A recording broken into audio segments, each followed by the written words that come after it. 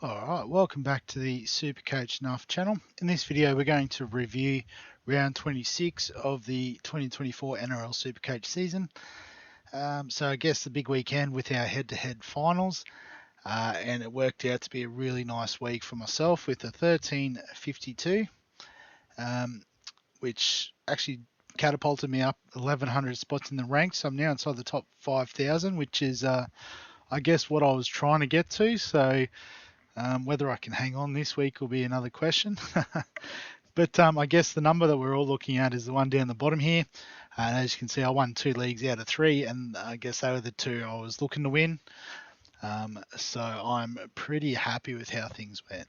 So if we have a look at the team, so I had Reed Marnie. Obviously, Harry Grant was unavailable, so I thought, well, I'll cop, whatever I get from Reed Marnie. He goes and scores a try in the second minute. I was cheering, and then goes and scores a bit of junk in the 79th minute. So, 78 was fantastic. Obviously, once you add in 2 tries, it sort of suggests his base wasn't that good. But hey, you'd absolutely take that from your backup hooker. The front rowers, so I had the 2 Warriors guys. I was a bit more confident with Barnett, given he was named in the 10.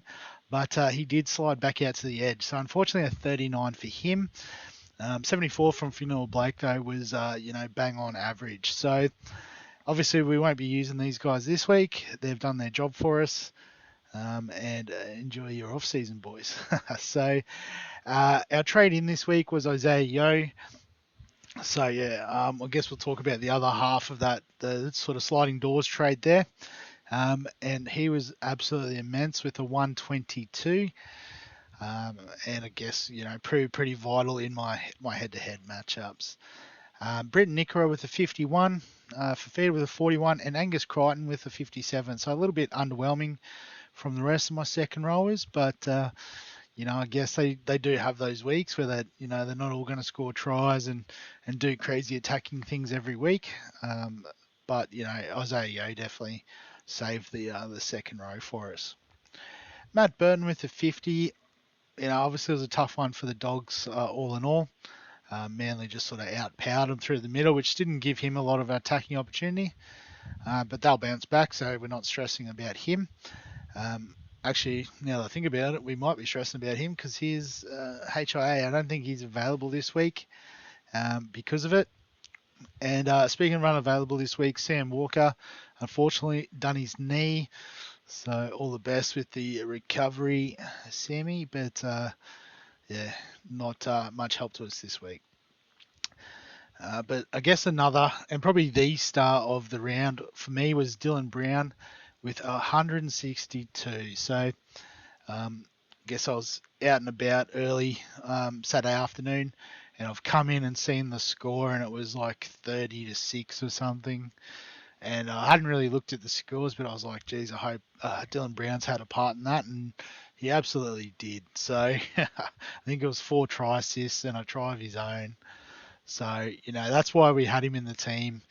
And just glad when it mattered at the most in terms of head-to-head, he absolutely delivered.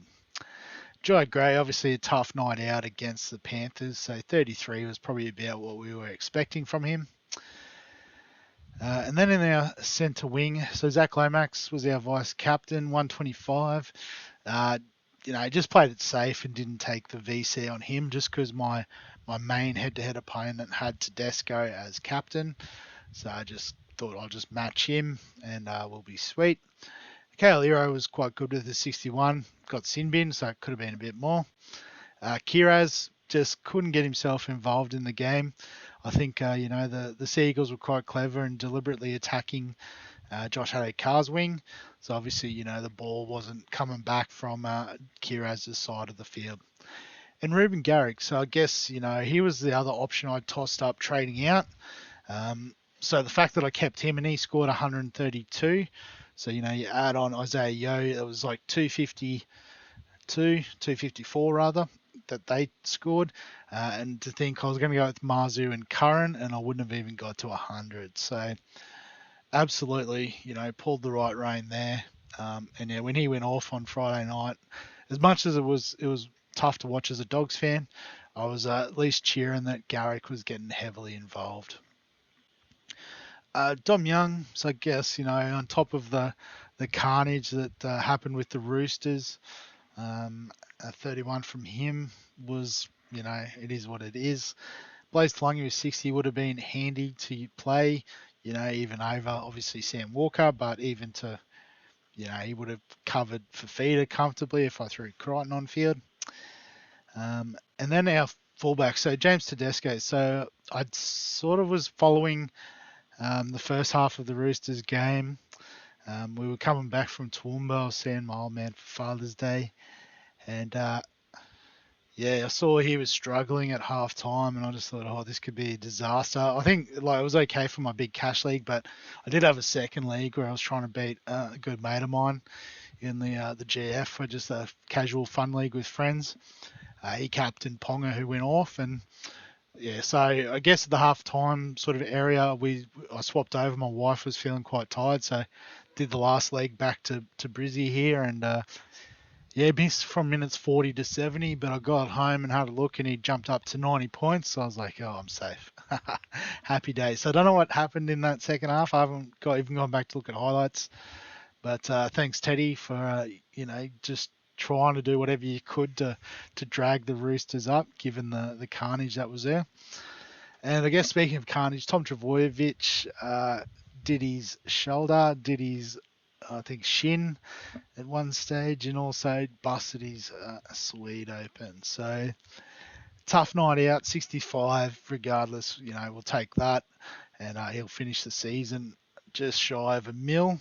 So absolutely worth the investment this year in him.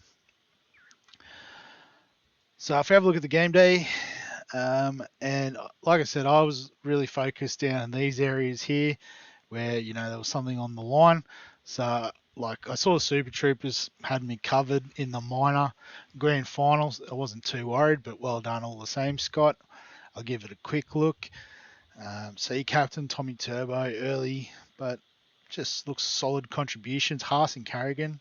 So Payne Haas is a pretty handy point of difference, I would have thought, this week. Tedesco Manu scored quite well, which is great to see. I guess he probably got a bit more involved with Walker off, might have slid into 5/8 or something. I'm not too sure how they set up. But also, had Garrick, Yo, Brown covered, so that obviously didn't help me get away. So I'm just trying to work out where he got the edge, because I had Zach Lomax. I guess Sam Walker out didn't help. Or if Sam Walker played 80 minutes, Dom Young might have got a try out of it. I would have been okay. But I guess the main event was the Majors final, and well done to Griffin Meme, who got a 12.27, and looks like was actually down a player. So to win with only 15, looks like, I guess Reese only had 16. So maybe that's part of the reason why I did all right this week. Had 17 available. But Ruben Garrick and Zach Lomax looked to be the difference makers there. Both captain Ponga, so that was a great result. And I guess Reese having Sam Walker didn't really help either. Yeah. So parking Garrick on the bench. So I can see Justin must have brought in Jacob Little. Didn't realise he was late out. So might have just missed that window to slide him on to a Brayley or something like that. Second league, we'll have a look straight at the GF. So Team Rob getting the win over short dropout. So had Dylan Brown, Kalen Ponga, James Tedesco. So I guess, that was the right combination of fullback this week. Dylan Brown was the man in the halves. Jerome Law was good with the 83. Didn't really see that coming. Zach Lomax for short dropout. Jaden Campbell quite good there with an 86. And Terrell May, 86. He probably would have played massive minutes with all the injuries. So, that's what we get when he plays big minutes. And both had Garrick. So, So there's auto emergency there, so that's not too bad. It was close, but I'm guessing Dylan Brown was the difference maker there with the 162. So well done, Rob. And the third league, no, that's me. So Shake and Bake getting the win over Failing Big, and what was a tight matchup in the end. So looks like Jacob Preston with 100. Didn't realise he turned up, so that is a massive differential. Had Lomax as well, which was useful. So even though Captain Turbo over Teddy, costing obviously a few points there, just had those other big scores to prop up the overall. So well done to you, Cameron. I guess the only sort of league to worry about now is the overall league. I haven't really followed this too closely, so I will apologise, but got Shapes up on top with 31,080 points. So if I go to the league, I think it actually shows the ranks. So I might just do that. Oh, I saw a little trophy there. That's cool. Nice. Might take a screenshot of that, send it to Dano. Brilliant. But so Shapes and Inside Out, very close run thing this week for the overall Nuffs title, both in the top three or just outside the top 300. So hopefully the boys push on this week and go good. Remove entry. I can just remove everyone and make myself top. That's pretty cool. Down in 15th there. So just crept across the 30,000 point mark as well this week, which is cool. Just having a look. So let's say we jump up another sort of 100 points on the average this week. Probably wishful thinking. I haven't looked at the team properly yet. But could be pushing on the top 4,000 perhaps. So there's potential, which we love to see. I guess if we slide down a bit, could slide down around 6,000 if we're 100 points off the pace this week. So there's still plenty of room for manoeuvres in terms of the overall, unless you're at the very top, obviously. Draft League as well. I actually remembered this week, so I'm crushing it. If you have a look at the league, I think, look at game day. Game day, that would be better. So I guess as predicted, well done to Liam. He's probably been the most dominant draft player all season. And again, the final no different. So Vailepu was massive, so great waiver pickup there, 68. Nene, I don't think he scored a try, but was solid. Zach Lomax's captain was obviously, again, a great call. Fletcher Sharp with a 132. That is, another inspired pickup. And still had Sam Walker and got the job done. So fantastic. And for Lane's Trains, I guess the standouts, Fisher Harris with the 85 score on that try. Paddy Carrion. Sean Johnson with the 103 in his final NRL game. So I guess for those who went the sentimental route this week, they were duly rewarded. CNK playing in the centres was quite good from the bits I saw, 85 for him.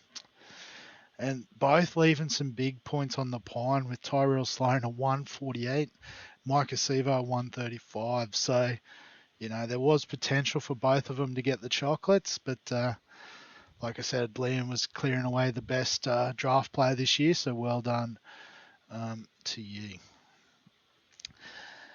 But in terms of trades this week, actually that's not classic. There's none left for me. We'll go through and see if anyone is trading this week on Thursday with the round preview. But I guess we could almost probably set up my team now just based on early mail. So it's going to be Curran and Finu will be in the front row. Sam Walker's out, so Harry Grant hopefully will be back. So second row is all sweet, I think. Might be potential resting. Again, we're not predicting that.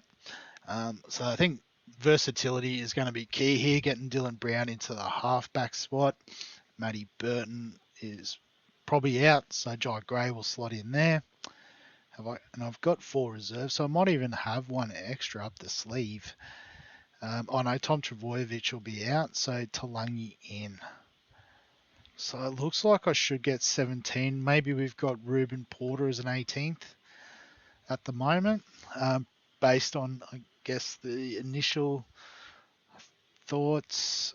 Yeah, so captaincy we can obviously discuss a bit more on a Thursday, but what are Broncos Melbourne early doors, so I think, I'd be very keen on a bit of Harry Grant carving up the sort of out of sorts Broncos on Thursday night. And then, I think Teddy against South, they always fire up the Roosters. And I think Teddy will stand up, particularly given the amount of outs for the Roosters. So happy to lock him in as captain. Yeah, I think that's basically how the side's going to shape up, but we'll talk about it finally in Thursday's video. And yeah, I guess just the final little plug, we do have NBL available now. It's up and running. I have created a league. Haven't seen if anyone's joined yet. So I think I just added the 8 guys from last year. So that's why it says 8 out of 16. But I just realised the league code was up and I closed it. So the league code 141970. I will add the link in the description below this video.